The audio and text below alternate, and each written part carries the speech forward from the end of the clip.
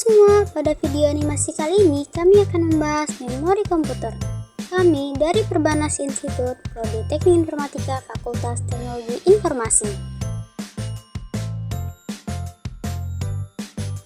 Halo semua, kenalin, aku Cecilia Tribuana dan di sini aku ditemani partner aku. Hai, aku Dea Ayu. Pada video ini kami memiliki dua pemeran utama yaitu Vira dan Rara. Aku sebagai Rara. Dan aku sebagai Vira, simak video kami ya. Hai Ra, aku lagi pusing nih, laptopku lemot banget. Kayaknya memorinya penuh. Kamu bisa jelasin nggak mengenai memori internal dan eksternal? Hai Vir, tenang. Aku bantu jelaskan ya. Memori internal dan eksternal adalah dua jenis penyimpanan data yang berbeda pada komputer. Memori internal, atau sering disebut RAM, Random Access Memory, adalah penyimpanan data sementara yang ada di dalam komputer. Fungsinya untuk menyimpan data dan program yang sedang digunakan saat ini. Oh, jadi kayak penyimpanan jangka pendek gitu ya? Tepat sekali. Nah, lalu memori eksternal seperti apa? Memori eksternal adalah penyimpanan data permanen yang terpisah dari komputer, sehingga tidak hilang saat komputer dimatikan. Contohnya seperti hard disk drive, flash disk, dan memori SD. Benar sekali, jadi RAM dan ROM itu bagian dari memori internal ya. Berarti, RAM adalah penyimpanan data sementara dan juga ROM adalah penyimpanan data permanen yang hanya dapat dibaca dan tidak dapat diubah. Tepat sekali, jadi ROM itu memori yang sudah terpasang di dalam komputer dan tidak bisa diganti karena penyimpanan ROM itu permanen sehingga ketika mematikan komputer data dalam ROM akan tersimpan. Oh, jadi seperti itu. Jadi karena laptop kamu lemot dan ingin yang cepat dan tahan lama, aku saranin pilih SDD. Lalu, untuk memilih antara SSD dan juga HDD, perbedaan keduanya terletak pada bagian seperti apa?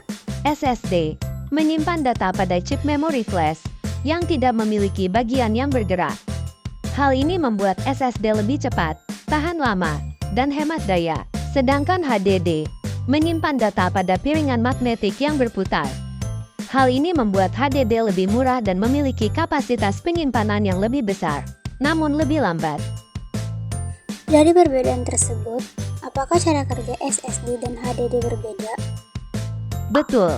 Kita tahu bahwa hard disk memerlukan perpaduan antara sistem mekanik dan elektrik dalam bekerja, yaitu putaran Fretter dan gerakan dari retread head.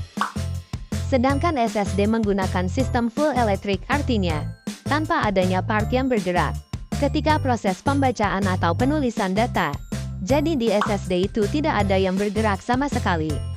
Sekarang aku jadi mengerti pilihan antara SSD dan juga HDD. Apakah kamu tahu, di dalam komputer atau laptop kita memiliki dua penyimpanan sekaligus? Tahu dong, di dalam laptop atau komputer ada penyimpanan SSD dan hard disk. Yang pertama, kita memiliki SSD dengan kapasitas yang tidak terlalu besar, misalnya 120 GB. SSD ini digunakan untuk menyimpan sistem operasi. Tujuannya adalah agar sistem operasi bisa bekerja dengan jauh lebih cepat. Kemudian, kita juga memiliki hard disk dengan kapasitas yang lebih besar, misal 1 TB. Hard disk ini kita manfaatkan untuk menyimpan data-data besar seperti video, dokumen, dan kerjaan lain.